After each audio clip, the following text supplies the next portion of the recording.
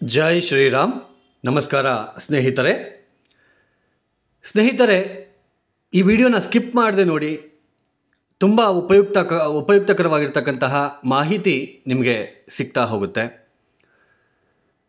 ಸ್ನೇಹಿತರೆ, ಈ ಒಂದು ಕ್ರೋಧಿ ನಾಮ ಸಂವತ್ಸರ ಇನ್ನೇನು ಮುಕ್ತಾಯ ಆಗ್ತಾ ಇದೆ. ಮತ್ತೆ 2025 ಮಾರ್ಚ್ 30ನೇ ತಾರೀಕಿನಿಂದ ಹೊಸ ವರ್ಷಕ್ಕೆ ನಾವು ಕಾಲಿಡ್ತಾ ಇದ್ದೀವಿ. ಶ್ರೀ ವಿಶ್ವಾವಸುನಾಮ ಸಂವತ್ಸರಕ್ಕೆ ನಾವು ಕಾಲನ್ನು ಇಡ್ತಾ ಇದ್ದೀವಿ.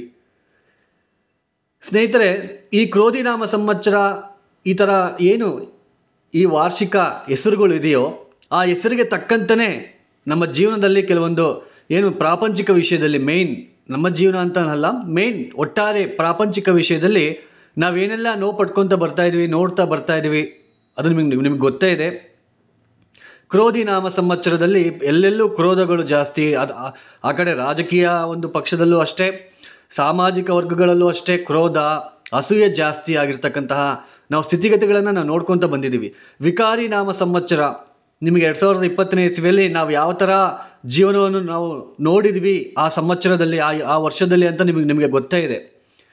ವಿಕಾರಿ ನಾಮ ಸಂವತ್ಸರ ಅಂದರೆ ನಿಮಗೆ ಗೊತ್ತೇ ಇದೆ, ನಾವು ಕೊರೋನಾ ಅಂತಕ್ಕಂತಹ ಮಹಾಮಾರಿಯಿಂದ ನಾವು ತುಂಬಾ ನೋವು ಪಟ್ಬಿಟ್ವಿ, ತುಂಬ ಜನನ ಕಳ್ಕೊಂಡ್ವಿ. ವಿಕಾರಿ ನಾಮ ಸಂವತ್ಸರ ನೋಡಿ, ಹೆಸರೇ ಹೇಳ್ತಾ ಇದೆ. ಈ ಕ್ರೋಧಿ ನಾಮ ಸಂವತ್ಸರದಲ್ಲೂ ಕೂಡ ನಾವು ಯಾಕೆ ಇಷ್ಟೆಲ್ಲ ದ್ವೇಷ, ಅಸೂಯೆ ಬಂತು ಅಂತ ನಾವು ನೋಡೋದೇ ಆದರೆ ಒಂದ್ಸಲ ಸ್ನೇಹಿತರೆ, ಈ ಕ್ರೋಧಿ ನಾಮ ಸಂವತ್ಸರದಲ್ಲಿ ಹೆಚ್ಚು ಗ್ರಹಗಳು ಒಂದೇ ರಾಶಿಯಲ್ಲಿ ತುಂಬ ದಿನಗಳು ಇರ್ತಕ್ಕಂತಹ ಪರಿಸ್ಥಿತಿ ನಾವು ನೋಡ್ಕೊತ ಬಂದಿದ್ದೀವಿ. ನೋಡಿ, ಕುಜ 45 ದಿನಕ್ಕೆ ಒಂದು ರಾಶಿಯಿಂದ ಮತ್ತೊಂದು ರಾಶಿಗೆ ಹೋಗಿ ಸಂಚಾರ ಮಾಡಬೇಕು. ಆದರೆ ಕುಜ ಗ್ರಹ 6 ತಿಂಗಳಾದ್ರೂ ಕುಜ ಸ್ತಂಭನಾಗ್ಬಿಟ್ಟು ಕೇವಲ ಕರ್ಕಾಟಕ ರಾಶಿಯಲ್ಲೇ ಸಂಚಾರ ಮಾಡ್ತಾ ಇರೋದ್ರಿಂದ, ಶುಕ್ರ ವಕ್ರೆಯಾಗಿ ಹೆಚ್ಚು ದಿನಗಳ ಕಾಲ ಒಂದೇ ರಾಶಿಯಲ್ಲಿ ಇರೋದು, ಬುಧ ಗ್ರಹ ಕೂಡ 20-25 ದಿನಕ್ಕೆ ಒಂದೊಂದು ರಾಶಿಯಿಂದ ಮತ್ತೊಂದು ರಾಶಿಗೆ ಹೋಗ್ತಕ್ಕಂತಹ ಬುಧ ಕೂಡ 6 ತಿಂಗಳುಗಳ ಕಾಲ ಒಂದೇ ರಾಶಿಯಲ್ಲಿ ಸಂಚಾರ ಮಾಡಿರ್ತಕ್ಕಂಥದ್ದು. ಮತ್ತು ಇದ್ರ ಜೊತೆಗೆ ಗುರು ವಕ್ರಿ, ಶನಿ ವಕ್ರಿ. ನೋಡಿ, ಎಲ್ಲ ವಕ್ರಿ ಗ್ರಹಗಳು ಒಳ್ಳೆ ನ್ಯಾಚುರಲ್ ಬೆನಿಫಿಷಿಯಲ್ ಪ್ಲಾನೆಟ್ಸ್ ಗ್ರಹಗಳು, ಗುರು, ಶುಕ್ರ, ಬುಧ ಇವರೆಲ್ಲ ವಕ್ರಿಯಾಗಿ ಬಹಳಷ್ಟು ದಿನಗಳು ಒಂದೇ ರಾಶಿಯಲ್ಲಿ ಇರೋದ್ರಿಂದ ಈ ಕ್ರೋಧಿ ನಾಮ ಸಂವತ್ಸರದಲ್ಲಿ ಸಾಕಷ್ಟು ನೋವು, ಅಡೆತಡೆಗಳನ್ನು ನಾವು ನೋಡ್ಕೊತ ಬರ್ತಾ ಇದ್ದೀವಿ. ಆದರೆ ಈ ಶ್ರೀ ವಿಶ್ವಾವಸು ನಾಮ ಸಂವತ್ಸರ ಅಂತ ಏನಿದೆ, ಈ ಒಂದು ಸಂವತ್ಸರ ಏನು ವರ್ಷ ಇದೆ, ಈ ವರ್ಷದಲ್ಲಿ ಯಾವುದೇ ತರಹದ ಗ್ರಹಗಳು ಹೆಚ್ಚು ದಿನಗಳು ಒಂದೇ ರಾಶಿಯಲ್ಲಿ ಇರೋದಿಲ್ಲ. ಹೆಚ್ಚು ಗ್ರಹಗಳು ವಕ್ರಿಯಾಗಿ ಕೂಡ ಇರೋದಿಲ್ಲ. ಸೊ ಇನ್ನು ಮುಂದಕ್ಕೆ ಆದ್ರೂ ಶ್ರೀ ವಿಶ್ವಾವಸುನಾಮ ಸಂವತ್ಸರದಲ್ಲಿ ಎಲ್ಲ ವರ್ಗದ ಜನಗಳು ಕೂಡ ಒಳ್ಳೆಯ ಒಂದು ಜೀವನ ನಡೆಸುತ್ತಾ ಹೋಗಬೇಕು ಅಂತ ನಾವು ದೇವರಲ್ಲಿ ಪ್ರಾರ್ಥನೆ ಮಾಡ್ಕೊಳ್ಳೋಣ. ಶ್ರೀ ವಿಶ್ವಾವಸುನಾಮ ಸಂವತ್ಸರದ 12 ರಾಶಿ ಫಲಿತಾಂಶಗಳ ಹೇಗಿದೆ ಈ ವರ್ಷ ಅಂತ ನೋಡ್ಕೊತ ಒಂದೊಂದೇ ರಾಶಿಯಿಂದ ನೋಡ್ಕೊತ ಹೋಗೋಣ. ಅದಕ್ಕೂ ಮುನ್ನ ಯಾರೆಲ್ಲ ಈ ವಿಡಿಯೋ ನೋಡ್ತಾ ಇದ್ದೀರಾ, ಲೈಕ್ ಮಾಡಿ, ಶೇರ್ ಮಾಡಿ, ಸಬ್ಸ್ಕ್ರೈಬ್ ಮಾಡ್ಕೊಳ್ಳಿ. ಹಾಗೂ ಸ್ನೇಹಿತರೆ, ಯಾರಿಗಾದರೂ ಆಸ್ಟ್ರಾಲಜಿ ಕನ್ಸಲ್ಟೇಷನ್ ಬೇಕು ಅಂತಂದರೆ ಡಿಸ್ಪ್ಲೇ ಆಗ್ತಾ ಇರ್ತಕ್ಕಂತಹ ನಂಬರ್ಗೆ ನೀವು ನೇರವಾಗಿ ಕರೆಯನ್ನು ಮಾಡಿ. ನನ್ನ ಒಂದು ಕನ್ಸಲ್ಟೇಷನ್ ಪ್ರೊಸೀಜರ್ ಯಾವ ಥರ ಇರುತ್ತೆ ಅಂದರೆ, ನೀವು ಯಾವುದೇ ಕಾರಣಕ್ಕೂ ಸಮಸ್ಯೆಗಳನ್ನು ಏನೂ ಹೇಳ್ಕೋಬಾರ್ದು. Just date of birth, timings, ನೀವೆಲ್ಲುಟ್ಟಿದ್ದೀರಾ, ನಿಮ್ಮ ಹೆಸರು ಇಷ್ಟು ಮಾತ್ರ ನನಗೆ ಹೇಳಿದರೆ ಸಾಕು. ನಿಮ್ಮ ಜೀವನದಲ್ಲಿ ಏನೇನು ಪ್ರಾಬ್ಲಮ್ ಆಗ್ತಾ ಇದೆ, ನಿಮ್ಮ ಟೋಟಲ್ ಜಾತಕದಲ್ಲಿ ಯಾವ ಗ್ರಹಕ್ಕೆ ನೀವು ಜಾಸ್ತಿ ಪೂಜೆ ಮಾಡ್ಕೊತ ಹೋಗಬೇಕು, ನೀವೇ ಸ್ವತಃ ಕಷ್ಟಪಟ್ಟು ಮಾಡ್ಕೊತ ಹೋಗಬೇಕು. ಮತ್ತು ಅಪ್ಕಮಿಂಗ್ ಡೇಸ್, ಮುಂಬರುವ ದಿನಗಳು ಹೇಗಿರುತ್ತೆ, ಯಾವ ದಶಾಭುಕ್ತಿ ನಿಮಗೆ ಚೆನ್ನಾಗಿರುತ್ತೆ, ಪ್ರತಿಯೊಂದು ಕೂಡ ನಾನು ಎಕ್ಸ್ಪ್ಲೇನ್ ಮಾಡ್ತೀನಿ. ನಂತರ ನೀವು ಕ್ವಶನ್ಸ್ನ ಕೇಳಬೇಕಾಗುತ್ತೆ. ಹಾಗೂ ನನಗೆ ಡೇಟ್ ಆಫ್ ಬರ್ತ್ ಇಲ್ಲ ಅಂತ ಮೆಸೇಜ್ ಮಾಡ್ತಾ ಇರ್ತಾರೆ. ನೋಡಿ, ನಾನು ಅವ್ರಿಗೆ ಒಂದೇ ಮಾತು ಹೇಳ್ತೀನಿ, ಪ್ರಶ್ನಾಕುಂಡಲಿಯಲ್ಲಿ ನೋಡಬೇಕಾಗುತ್ತೆ. ಆ ಪ್ರಶ್ನಾಕುಂಡಲಿ ಕೂಡ ನಿಮಗೆ ಹತ್ತಿರದಲ್ಲಿರ್ತಕ್ಕಂತಹ, ನಿಮಗೆ ಗೊತ್ತಿರ್ತಕ್ಕಂತಹ ಬ್ರಾಹ್ಮಣರನ್ನು ಸಂಪರ್ಕ ಮಾಡಿದ್ರೆ ನಿಮಗೆ ಗೊತ್ತಾಗುತ್ತೆ. ಮತ್ತು ಸ್ನೇಹಿತರೆ, ಈ ಒಂದು ಸಾಡೆ ಸಾತಿ ಶನಿ, ಅಷ್ಟಮ ಶನಿ, ಪಂಚಮ ಶನಿ ಅಂತ ಹೇಳಿದ ತಕ್ಷಣ ತುಂಬ ಜನ ಹೆದರ್ಕೊಳ್ತಾ ಇರ್ತಾರೆ. ಆದರೆ ಇಲ್ಲಿ ನಮಗೆ ನಮಗೆ ಜೀವನದಲ್ಲಿ ಚೆನ್ನಾಗಿರೋದಿಲ್ಲ, ನಾವು ಯಾವುದೋ ಒಂದು ಜ್ಯೋತಿಷಿ ಹತ್ರ ಹೋಗ್ತೀವಿ. ಈ ಜ್ಯೋತಿಷಿಗಳು ಏನು ಮಾಡ್ತಿದ್ದಾರೆ ಅಂತಂದರೆ, ಈ ಅಷ್ಟಮ ಶನಿ, ಪಂಚಮ ಶನಿ, ಸಾಡೆ ಸಾತಿ ಶನಿ ಬಂದಾಗ ನೀಲಮಣಿ ಉಂಗುರ ಹಾಕ್ಕೊಳ್ಳಿ ಅಂತ ಹೇಳ್ತಾ ಇದ್ದಾರೆ. ದಯವಿಟ್ಟು ಹಾಕ್ಕೊಳೋದಕ್ಕೆ ಯಾವುದೇ ಕಾರಣಕ್ಕೂ ಹಾಕ್ಕೋಬೇಡಿ ಸ್ನೇಹಿತರೆ. ಉಂಗುರ ಹಾಕ್ಕೊಂಡ್ರೆ ಅದರಿಂದ ಇನ್ನೂ ನೆಗೆಟಿವ್ ಎನರ್ಜಿ ಕ್ರಿಯೇಟ್ ಆಗುತ್ತೆ ವಿನಃ ಪಾಸಿಟಿವ್ ಎನರ್ಜಿ ಕ್ರಿಯೇಟ್ ಆಗಲ್ಲ. ಉಂಗುರ ಹಾಕ್ಕೊಂಡ ತಕ್ಷಣ ನಮಗೆ ಜೀವನದಲ್ಲಿ ಎಲ್ಲ ನಮಗೆ ಜೀವನ ಟರ್ನ್ ಆಗಿಬಿಡುತ್ತೆ ಅಂತಕ್ಕಂಥ ಒಂದು ಭಾವನೆ ಬೇಡ. ಅದು ತುಂಬಾ ಅದು ಆ ಸೆಂಟೆನ್ಸ್ ಫೇಕ್ ಅಂತಲೇ ನಾನು ಹೇಳ್ತೀನಿ. ಮತ್ತು ನಾವು ಪರಿಹಾರ ಅಂತ ಹೇಳಿದ ತಕ್ಷಣ ದೊಡ್ಡ ದೊಡ್ಡ ಹೋಮ ಮಾಡಿಸಿದ್ರೆ ನಮಗೆಲ್ಲ ಒಳ್ಳೇದಾಗ್ಬಿಡುತ್ತೆ. ಅಥವಾ ನಾವೆಲ್ಲೋ ಕುತ್ಕೊಂಡ್ಬಿಟ್ಟು ಯಾರಿಗೋ ಒಂದು 10,000 ಹಾಕಿಬಿಟ್ರೆ ಅವ್ರು ಕುತ್ಕೊಂಡು ಅಲ್ಲಿ ಹೋಮ ಮಾಡ್ತಾರೆ, ನಮಗಿಲ್ಲಿ ಜೀವನ ಚೆನ್ನಾಗಾಗ್ಬಿಡುತ್ತೆ. ಇದು ಕೂಡ ಸುಳ್ಳು.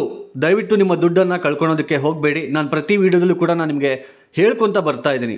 ನಾವೇ ಕಷ್ಟಪಟ್ಟು ದಶಾಭುಕ್ತಿಗೆ ಅನುಸಾರವಾಗಿ ಕೆಲವೊಂದು ಪರಿಹಾರಗಳನ್ನು ನಾವು ಮಾಡ್ಕೊಳ್ತಾ ಹೋಗ್ತಾ ಇದ್ದಂತೆ ಆವಾಗ ನಮ್ಮ ಜೀವನದಲ್ಲಿ ಕೆಲವೊಂದು ಬದಲಾವಣೆಗಳನ್ನು ನಾವು ನೋಡ್ಬೋದು. ಮತ್ತು ಸ್ನೇಹಿತರೆ ನೋಡಿ, ಈ ಸಾಡೆ ಸಾತಿ ಶನಿ, ಪಂಚಮ ಶನಿ, ಅಷ್ಟಮ ಶನಿ ಅಂತ ಹೇಳಿದ ತಕ್ಷಣ ತುಂಬ ಜನಕ್ಕೆ ಒಂದು ಗಾಬರಿ ಆಗ್ತಾ ಇರುತ್ತೆ. ಯಾರಿಗೆ ಈ ಸಾಡೆ ಸಾತಿ ಶನಿ, ಅಷ್ಟಮ ಶನಿ, ಪಂಚಮ ಶನಿ ಜಾಸ್ತಿ ತೊಂದರೆ ಮಾಡುತ್ತೆ ಅಂತ ನೋಡೋದೇ ಆದರೆ, ಯಾರ ಜಾತಕದಲ್ಲಿ ಶನಿ ಮಹಾದಶ ಅಥವಾ ಚಂದ್ರ ಮಹಾದಶ ನಡೀತಾ ಇದ್ದರೆ ಅಂತಹ ಜನರಿಗೆ ಈ ಸಾಡೆ ಸಾತಿ ಶನಿ, ಪಂಚಮ ಶನಿ, ಅರ್ಧಾಷ್ಟಮ ಶನಿ, ಅಷ್ಟಮ ಶನಿ ತುಂಬ ತೊಂದರೆ ಮಾಡ್ತಾ ಹೋಗುತ್ತೆ. ಮತ್ತು ಅಷ್ಟಕವರ್ಗ ಬಿಂದುಗಳು ತುಂಬ ಇಂಪಾರ್ಟೆಂಟ್. ಅಷ್ಟಕವರ್ಗ ಬಿಂದುಗಳು ಅಂತ ಅಂದರೆ ಏನು ಅಂತ ನಿಮಗೆ ಅನಿಸ್ಬೋದು. ಅದೇನು ಅಂತಂದು ಹೇಳಿಬಿಟ್ಟು, ಅಷ್ಟಕವರ್ಗ ಬಿಂದುಗಳು ಅಂದರೆ ಏನೂ ಇಲ್ಲ. ನಿಮ್ಮ ಜಾತಕದಲ್ಲಿ ಒಂದೊಂದು ರಾಶಿಗೆ ಗ್ರಹಗಳು ಕೊಟ್ಟಿರ್ತಕ್ಕಂತಹ ಸ್ಕೋರ್, ಅವರು ಇರ್ತಕ್ಕಂತಹ ಸ್ಥಿತಿಗತಿಗೆ ಅನುಗುಣವಾಗಿ ಅವರು ಒಂದೊಂದು ಮನೆಗೆ ಇಷ್ಟಿಷ್ಟು ಬಿಂದುಗಳು ಅಂತ ಕೊಟ್ಕೊತ ಬಂದಿರ್ತಾರೆ. ಫಾರ್ ಎಕ್ಸಾಂಪಲ್ 5 ಬಿಂದು, 6 ಬಿಂದು, ಈ ಥರ ಜಾಸ್ತಿ ಬಿಂದುಗಳು ಕೊಟ್ಟಿದ್ರೆ ಆ ಗ್ರಹ ತುಂಬ ಒಳ್ಳೆಯ ಫಲಿತಾಂಶ ಕೊಡುತ್ತೆ ನಿಮಗೆ ಆ ದಶ ಬಂದಾಗ ಅಂತ ಅರ್ಥ. ಅದೇ 0, 1, 2 ಈ ಥರ ಬಿಂದುಗಳು ಇದ್ದಾಗ ಆ ಗ್ರಹ ದಶ ತುಂಬ ನೆಗೆಟಿವ್ ಇಂಪ್ಯಾಕ್ಟ್ ಆಗ್ತಾ ಹೋಗುತ್ತೆ ಅಂತ ಅರ್ಥ. ಈ ಸಾಡೆ ಸಾತಿ ಪಂಚಮ ಶನಿ, ಅಷ್ಟಮ ಶನಿಯಲ್ಲೂ ಕೂಡ ಇದೇ ಥರನೇ ಇರುತ್ತೆ. ಆಮೇಲೆ ಈ ಸಾಡೆ ಸಾತಿ ಪಂಚಮ ಶನಿ, ಅಷ್ಟಮ ಶನಿ ಅಂತ ಬಂದಾಗ ಶನಿ ಮಂತ್ರನೂ ಕೂಡ ಹೇಳ್ಕೋಬಾರ್ದು ಅಂತಲೇ ನಾನು ಹೇಳ್ತೀನಿ. ಉಂಗುರ ಕೂಡ ಹಾಕ್ಕೋಬಾರ್ದು. ಶನಿಗೆ ಮತ್ತು ಏನು ಮಾಡ್ಕೋಬೇಕು ಸರ್ ಅಂತ ನೀವು ಕೇಳ್ಬೋದು. ಶನಿಯನ್ನು ಪ್ರಸನ್ನ ಮಾಡ್ಕೊಳ್ತಕ್ಕಂತಹ ಒಂದು ವಿಧಾನಗಳನ್ನು ನಾವು ಅನುಸರಿಸ್ಕೊತಾ ಹೋಗಬೇಕು. ವೃದ್ಧರಿಗೆ ಸೇವೆ ಮಾಡ್ಕೊಳ್ತಕ್ಕಂಥದ್ದು, ಕಾಲಭೈರವೇಶ್ವರ ಪೂಜೆ, ಶಿವಪಂಚಾಕ್ಷರಿ ಮಂತ್ರ ಹೇಳ್ಕೊಳ್ತಕ್ಕಂಥದ್ದು, ಶಿವನ ಮೊರೆ ಹೋಗ್ತಕ್ಕಂಥದ್ದು. ಆಮೇಲೆ ಶನಿಗೆ ಇಷ್ಟವಾಗಿರ್ತಕ್ಕಂತಹ ತ್ರಯೋದಶಿ ದಿನ ಅವತ್ತು ಅವರಿಗೋಸ್ಕರನೇ ಶಿವನಿಗೆ ಎಳ್ಳೆಣ್ಣೆ ಅಭಿಷೇಕ ಮಾಡಿಸ್ಕೊಳ್ತಕ್ಕಂಥದ್ದು ಪ್ರದೋಷ ಕಾಲದಲ್ಲಿ. ಮತ್ತು ಇಲ್ಲಿ ಮುಖ್ಯವಾಗಿ ಕಾಗೆಗಳಿಗೆ, ಪಕ್ಷಿಗಳಿಗೆ ನಮಗೆ ಸಾಧ್ಯವಾದಷ್ಟು ಆಹಾರ ಅನ್ನಗಳನ್ನು ಅಥವಾ ಆಹಾರ ನೀರನ್ನು ಒದಗಿಸ್ಕೊಳ್ತಾ ಹೋಗ್ತಕ್ಕಂಥದ್ದು. ನಮ್ಮ ಕೈ ಕೆಳಗಡೆ ಕೆಲಸ ಮಾಡ್ತಕ್ಕಂತಹ ಲೇಬರ್ಸ್ಗೆ ತೊಂದರೆ ಮಾಡದಂತೆ ಅವ್ರ ಕಷ್ಟ ಕಾಲದಲ್ಲಿ ನಮಗೆ ಆದಷ್ಟು ತೋಚಿದಷ್ಟು ಸಹಾಯ ಮಾಡ್ಕೊಳ್ತಾ ಹೋಗ್ತಕ್ಕಂಥದ್ದು. ಈ ಥರ 1000 ಪರಿಹಾರಗಳನ್ನು ಮಾಡ್ಕೊಳ್ತಾ ಹೋದರೆ ಶನಿ ಪ್ರಸನ್ನನಾಗ್ತಾರೆ. ನೀವು ಎಲ್ಲ ತಪ್ಪುಗಳನ್ನು ಮಾಡಿ ಮತ್ತೆ ಶನಿ ಮಂತ್ರ ಹೇಳ್ಕೊತ ಹೋದರೆ ಶನಿ ನಿಮಗೆ ಅಷ್ಟು ಸುಲಭವಾಗಿ ಬಿಡುಗಡೆ ಮಾಡಲ್ಲ. ಇದನ್ನು ಅರ್ಥ ಮಾಡ್ಕೊಳ್ಳಿ. ಉಂಗುರ ಮತ್ತು ದೊಡ್ಡ ದೊಡ್ಡ ಹೋಮ ಇದನ್ನೆಲ್ಲ ಮಾಡ್ಕೊತಾ ಹೋಗ್ಬಿಟ್ರೆ ನಮಗೆ ಕಷ್ಟ ಹೋಗ್ಬಿಡುತ್ತೆ, ನಮ್ಮ ಜೀವನನೇ ಚೇಂಜ್ ಆಗಿಬಿಡುತ್ತೆ. ಈ ಮಾತು ಸುಳ್ಳು. ಇದು ನಿಮಗೆ ಅರ್ಥ ಆಗಲಿ, ನೀವು ಕೂಡ ಅರ್ಥ ಮಾಡ್ಕೋಬೇಕು ಅನ್ನೋ ಉದ್ದೇಶದಿಂದ ನಾನು ಇದನ್ನು ನಿಮಗೆ ಹೇಳ್ತಾ ಬರ್ತಾ ಇದ್ದೀನಿ. ಹಾಗಾದರೆ ಬನ್ನಿ ಸ್ನೇಹಿತರೆ, ಒಂದೊಂದು ರಾಶಿ ಬಗ್ಗೆನೂ ಕೂಡ ನಾನು ಈಗ ಎಕ್ಸ್ಪ್ಲೇನ್ ಮಾಡ್ತಾ ಹೋಗ್ತೀನಿ ಇನ್ನು ಮುಂದಕ್ಕೆ. ಈ ಒಂದು ಶ್ರೀ ವಿಶ್ವಾವಸುನಾಮ ಸಂವತ್ಸರದಲ್ಲಿ ವೃಶ್ಚಿಕ ರಾಶಿಯವರಿಗೆ ಯಾವ ತರಹದ ಫಲಿತಾಂಶಗಳು ಕಾದಿವೆ ಅಂತ ನೋಡೋಣ. ನೋಡಿ ಸ್ನೇಹಿತರೆ, ಈ ವೃಶ್ಚಿಕ ರಾಶಿಯವರಿಗೆ ಈ ಒಂದು ಮೊದಲನೇದಾಗಿ ಅರ್ಧಾಷ್ಟಮ ಶನಿ ಏನಿದೆ ಅಂದರೆ ಚತುರ್ಥ ಭಾವದಲ್ಲಿ ಶನಿ ಇಷ್ಟು ದಿನ ನಿಮಗೆ ಸಂಚಾರ ಮಾಡ್ತಾಯಿದ್ರು. ನೀವೆಲ್ಲ ಏನೇನೆಲ್ಲ ಅನುಭವಿಸಿದ್ದೀರಾ ಅಂತ ನಿಮಗೆ ಗೊತ್ತಿದೆ ಆಲ್ರೆಡಿ. ಸಡನ್ನಾಗಿ ಮನೆ ಚೇಂಜ್ ಮಾಡಿರ್ತೀರಾ, ಸಡನ್ನಾಗಿ ಉದ್ಯೋಗ ಚೇಂಜ್ ಮಾಡಿರ್ತೀರಾ, ಉದ್ಯೋಗದಲ್ಲಿ ಕಿರಿಕಿರಿ, ಮನೆಯಲ್ಲಿ ಕಿರಿಕಿರಿ, ಈ ಥರ ತುಂಬಾ ನೀವು ನೋವುಪಟ್ಟಿರ್ತೀರ. ಆಸ್ತಿ ತೊಗೊಂಡಿರ್ತೀರ, ಅಲ್ಲಿ ಏನಾದರೂ ಒಂದು ಇಶ್ಯೂ ಆಗಿರುತ್ತೆ, ಏನಾದರೂ ತೊಂದರೆ ನೀವು ನೋಡಿರ್ತೀರ. ಈ ಥರ ವಿದ್ಯಾರ್ಥಿಗಳು ಕೂಡ ಈ ಓದಿನಲ್ಲಿ ಗಮನ ಕೊಡದೆ ಸುಮ್ಮನೆ ತಿರುಗೋದು, ಈ ಥರ ಎಲ್ಲನೂ ಅನುಭವಿಸಿರ್ತೀರ. ಆದರೆ ಅರ್ಧಾಷ್ಟಮ ಶನಿ ದೋಷದಿಂದ ಹೊರಗಡೆ ಬಂದು ಈಗ ಪಂಚಮಕ್ಕೆ ಶನಿ ಹೋಗ್ತಾ ಇದ್ದಾರೆ. ಪಂಚಮ ಭಾವಕ್ಕೆ ಶನಿ ಬಂದಾಗ ಒಂದು ತರಹದ ಫಲಿತಾಂಶಗಳು, ಅರ್ಧಾಷ್ಟಮ ಶನಿ ಅಂದರೆ ಚತುರ್ಥ ಭಾವದಲ್ಲಿ ಶನಿ ಬಂದಾಗ ಒಂದು ತರಹದ ಫಲಿತಾಂಶಗಳು. ಮತ್ತು ಈ ಮಾರ್ಚ್ 29 ತಾರೀಕಿನಿಂದ ಶನಿ ಮೀನರಾಶಿಗೆ ಹೋಗಿ ಸಂಚಾರವನ್ನು ಮಾಡ್ತಾ ಇದ್ದಾರೆ. ಗುರುಗ್ರಹ ಮೇ 14ನೇ ತಾರೀಕಿನಿಂದ ಮಿಥುನ ರಾಶಿಯಲ್ಲಿ ಸಂಚಾರವನ್ನು ಮಾಡ್ತಾ ಇದ್ದಾರೆ. ರಾಹು ಮತ್ತು ಕೇತು ಗ್ರಹಗಳು ಮೇ 15ನೇ ತಾರೀಕಿನಿಂದ ರಾಹು ಕುಂಭರಾಶಿಯಲ್ಲಿ, ಕೇತು ಸಿಂಹ ರಾಶಿಯಲ್ಲಿ ಸಂಚಾರವನ್ನು ಮಾಡ್ತಾ ಇದ್ದಾರೆ. ನೋಡಿ, ಈ ವೃಶ್ಚಿಕ ರಾಶಿಯವರಿಗೆ ಪಂಚಮ ಭಾವದಲ್ಲಿ ಶನಿ ಇರೋದ್ರಿಂದ ಯಾವ ಥರದ ಫಲಿತಾಂಶಗಳು ಈ 2.5 ವರ್ಷದಲ್ಲಿ ನೀವು ನೋಡ್ತೀರಾ ಅಂತ ನೋಡೋದೇ ಆದರೆ, ಶನಿ ಅಂದರೆ ನಿಮಗೆ ಗೊತ್ತು, ಕರ್ಮಕಾರಕ, ವೃತ್ತಿಕಾರಕ. ಈ ಕರ್ಮಕಾರಕ ಶನಿ ನಮ್ಮ ಒಂದು ಕರ್ಮಕ್ಕೆ ಅನುಸಾರವಾಗಿ ನಮ್ಮ ಬುದ್ಧಿ ಚಂಚಲತ್ವ ಆಗ್ತಾ ಹೋಗುತ್ತೆ. ಈ ಸಮಯದಲ್ಲಿ ಯಾವ ತರಹ, ಎಷ್ಟು ನಾನು ಕಷ್ಟಪಟ್ಟರು ತಿಂಗಳಿಗೆ 20,000 ಸಂಬಳ ಅಥವಾ 15,000 ಸಂಬಳ ತೊಗೊತಾ ಇದ್ದೀನಿ, ಏನಾದರೂ ಒಂದು ಶಾರ್ಟ್ಕಟ್ಟಲ್ಲಿ ದುಡ್ಡು ಸಂಪಾದನೆ ಮಾಡಬೇಕು, ಹೆಂಗಾದರೂ ಮಾಡಿ ದುಡ್ಡು ಜಾಸ್ತಿ ಸಂಪಾದನೆ ಮಾಡಬೇಕು ಅನ್ನೋ ಒಂದು ಬುದ್ಧಿ ಹುಡ್ತಾ ಹೋಗುತ್ತೆ ಈ ಸಮಯದಲ್ಲಿ. ಅದಕ್ಕೆ ನಿಮಗೆ ಈ ಪಂಚಮ ಶನಿ ಬಂದಾಗ ಯಾರೊಬ್ಬರು ನಿಮ್ಮ ಸ್ನೇಹಿತರು ಹೇಳ್ತಾರೆ, ನೋಡಪ್ಪ ಈ ಥರ ಚೀಟಿ ಕಟ್ಟಿದ್ರೆ ಜಾಸ್ತಿ ಅಮೌಂಟ್ ಬರುತ್ತೆ, ಅಥವಾ ಈ ಥರ ಇನ್ವೆಸ್ಟ್ಮೆಂಟ್ ಮಾಡಿದ್ರೆ ಜಾಸ್ತಿ ಅಮೌಂಟ್ ಬರುತ್ತೆ, ಅಥವಾ ಉದ್ಯೋಗಕ್ಕೋಸ್ಕರ ಮೊದಲೇ ಉದ್ಯೋಗಕ್ಕೋಸ್ಕರ ಲಂಚ ಅಂದರೆ ಒಂದು 1 ಲಕ್ಷನ 2 ಲಕ್ಷನ ಕೊಟ್ಬಿಟ್ರೆ ನಿಮ್ಗೆ ಉದ್ಯೋಗ ಕೊಡಿಸ್ಬಿಡ್ತೀನಿ. ಈ ಥರ ನಿಮಗೆ ಆಪರ್ಚುನಿಟಿ ಬರ್ತಾ ಹೋಗ್ತವೆ. ನಿಮಗೂ ಕೂಡ ಅದೇ ಬೇಕಾಗಿರುತ್ತೆ. ಯಾಕೆಂದರೆ ಪಂಚಮ ಶನಿ ದುಡ್ಡು ಜಾಸ್ತಿ ಬರಬೇಕು, ಬೇಗನೆ ನಾವು ಡೆವಲಪ್ ಆಗಬೇಕು ಅಂತಕ್ಕಂಥದ್ದು. ಆದರೆ ಅಲ್ಲಿ ಮೋಸ ಹೋಗ್ತೀರಾ. ನಿಮ್ಮ ಫೋನ್ಪೇ ಜಾಗೃತಿಯಾಗಿರಬೇಕು, ನಿಮ್ಮ ಅಕೌಂಟ್ ಜಾಗೃತಿಯಾಗಿ ಇಟ್ಕೊಳ್ಳಿ, ಇನ್ವೆಸ್ಟ್ಮೆಂಟ್ ಮಾಡೋ ವಿಚಾರದಲ್ಲಿ ಜಾಗೃತಿಯಾಗಿರಬೇಕು. ಜೂಜು ಬೆಟ್ಟಿಂಗು ಇದೆಲ್ಲ ಆಡೋದಕ್ಕೆ ಹೋಗಬಾರ್ದು ಈ ಸಮಯದಲ್ಲಿ.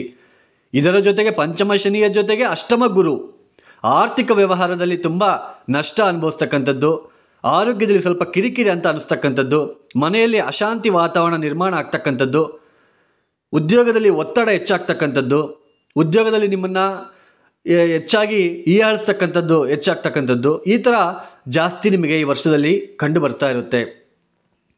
ಈ ವೃಶ್ಚಿಕ ರಾಶಿಯಲ್ಲಿ ಹುಟ್ಟಿರ್ತಕ್ಕಂತಹ ಸ್ತ್ರೀಯರಿಗೆ ಮನೆಯಲ್ಲಿ ನೆಮ್ಮದಿ ಕಡಿಮೆ ಆಗ್ತಕ್ಕಂಥದ್ದು, ಅವರಿಗೆ ಸ್ವಲ್ಪ ಕೈಕಾಲು ನೋವು ಅಥವಾ ಬೆನ್ನು ನೋವು ಹೆಚ್ಚಾಗಿ ಬರ್ತಕ್ಕಂಥದ್ದು.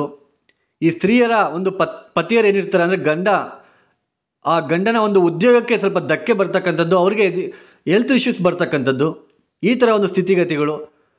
ಆಮೇಲೆ ಯಾರೆಲ್ಲ ಏನು ಇಷ್ಟಪಡ್ತಿರ್ತಿರಲ್ಲ, ಪ್ರೇಮಿಗಳು ಅಂತ ನಾವೇನು ಕರಿತೀವಿ, ಆ ಪ್ರೇಮಿಗಳಿಗೆ ಬ್ರೇಕೇಜ್ ಅಂದರೆ ಇಲ್ಲಿ ರಿಲೇಷನ್ಶಿಪ್ ಬ್ರೇಕ್ ಆಗ್ತಕ್ಕಂಥದ್ದು, ಮೋಸ ಅನುಭವಿಸ್ತಕ್ಕಂಥದ್ದು, ಈ ಥರ ಒಂದು ಸ್ಥಿತಿಗತಿಗಳು ವೃಶ್ಚಿಕ ರಾಶಿಯವರಿಗೆ ಕಾಣಿಸ್ತಾ ಇದೆ. ಪಂಚಮ ಭಾವದಲ್ಲಿ ಶನಿ ಹೋಗಿದ್ದಾರೆ. ಇವಾಗ ಪಂಚಮ ಭಾವದಲ್ಲಿ ಶನಿ ಇದ್ದಾರೆ. ಅಷ್ಟಕವರ್ಗ ಬಿಂದುಗಳನ್ನು ನೋಡ್ಕೊಳ್ಳಿ. 0, 1, 2 ಈ ಥರ ಅಷ್ಟಕವರ್ಗ ಬಿಂದುಗಳು ಏನಾದರೂ ಕೊಟ್ಟಿದ್ದ ಪಕ್ಷದಲ್ಲಿ ದಯವಿಟ್ಟು ಇನ್ವೆಸ್ಟ್ಮೆಂಟ್ ಮಾಡಲಿಕ್ಕೆ ಹೋಗಲೇಬಾರ್ದು. ಈ ಸಮಯದಲ್ಲಿ ಯಾವುದೇ ಕಾರಣಕ್ಕೂ ನೀವು ಯಾರನ್ನೂ ನಂಬೋದಕ್ಕೆ ಹೋಗಲೇಬಾರ್ದು.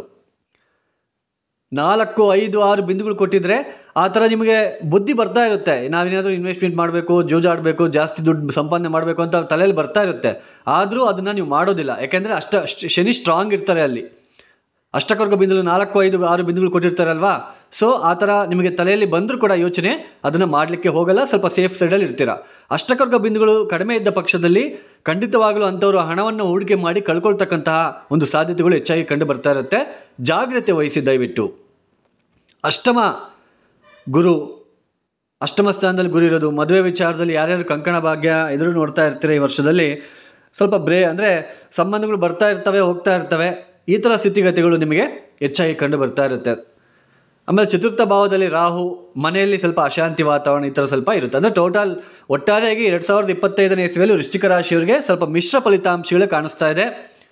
ಮತ್ತು ನಿಮ್ಮ ದಶಾಭುಕ್ತಿ ನೋಡ್ಕೊಳ್ಳಿ. ನಿಮ್ಮ ದಶಾಭುಕ್ತಿಗೆ ಅನುಸಾರವಾಗಿ ಪರಿಹಾರಗಳನ್ನು ಕೂಡ ನೀವು ಮಾಡಿಕೊಂಡ್ರೆ ಉತ್ತಮವಾಗಿರುತ್ತೆ. ಸ್ನೇಹಿತರೆ, ಈ ವೃಶ್ಚಿಕ ರಾಶಿಯವರು ಈ ವರ್ಷ ಏನು ಮಾಡ್ಕೋಬೇಕು ಅಂದರೆ, ಹೆಚ್ಚಾಗಿ ದತ್ತಾತ್ರೇಯ ಚರಿತ್ರೆ ಅಥವಾ ಸಾಯಿ ಚರಿತ್ರೆ ಓದ್ಕೊತಾ ಹೋಗಿ ಗುರುವಾರ ರಾಯರ ಮಠಕ್ಕೋ ಅಥವಾ ದತ್ತಾತ್ರೇಯ ಕ್ಷೇತ್ರಕ್ಕೋ, ದತ್ತಾತ್ರೇಯ ದೇವಸ್ಥಾನಕ್ಕೋ ಹೋಗ್ಬಿಟ್ಟು, ಅಥವಾ ದಕ್ಷಿಣಾಮೂರ್ತಿ ದೇವಸ್ಥಾನಕ್ಕೆ ಹೋಗ್ಬಿಟ್ಟು ಲಡ್ಡು ಸಿಹಿಯನ್ನು ಹಂಚಿಬಿಟ್ಟು ಬರೋದಕ್ಕೆ ಪ್ರಯತ್ನ ಮಾಡ್ತಾ ಇರಿ.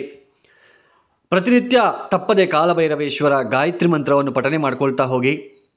ಸಾಧ್ಯ ಆದರೆ ಒಂದು 108 ದಿನ ಪ್ರತಿನಿತ್ಯ ಸಾಯಂಕಾಲ ಪ್ರದೋಷ ಕಾಲದಲ್ಲಿ ಈಶ್ವರನ ದೇವಸ್ಥಾನಕ್ಕೆ ಹೋಗ್ಬಿಟ್ಟು ಒಂದು ಎಳ್ಳುಬತ್ತಿ ತೊಗೊಂಡ್ಬಿಟ್ಟು ಎಳ್ಳುಬತ್ತಿಯನ್ನು ಹಚ್ಚಿಬಿಟ್ಟು ಒಳಗಡೆ ಕೂತ್ಕೊಂಡು ಶಿವಪಂಚಾಕ್ಷರಿ ಮಂತ್ರ ಓಂ ನಮಃ ಶಿವಾಯ ಈ ಮಂತ್ರವನ್ನು ಹೇಳ್ಕೊಳ್ಳಿ. ಮತ್ತು ರಾಹು ಕಾಲದಲ್ಲಿ, ಎಸ್ಪೆಷಲಿ ಶುಕ್ರವಾರ ರಾಹು ಕಾಲದಲ್ಲಿ ಕಾಳಿಕಾ ದೇವಿಗೆ ಕೆಂಪು ಹೂಗಳನ್ನು ಅರ್ಪಣೆ ಮಾಡ್ತಾ ಹೋಗಿ. ಈ ವಿಡಿಯೋ ನಿಮಗೆ ಇಷ್ಟ ಆಗಿದ್ರೆ ಲೈಕ್ ಮಾಡಿ, ಶೇರ್ ಮಾಡಿ, ಸಬ್ಸ್ಕ್ರೈಬ್ ಮಾಡ್ಕೊಳ್ಳಿ. ಸರ್ವೇ ಜನೋ ಸುಖಿನೋ ಭವಂತು. ಧನ್ಯವಾದಗಳು. ಜೈ ಶ್ರೀರಾಮ್.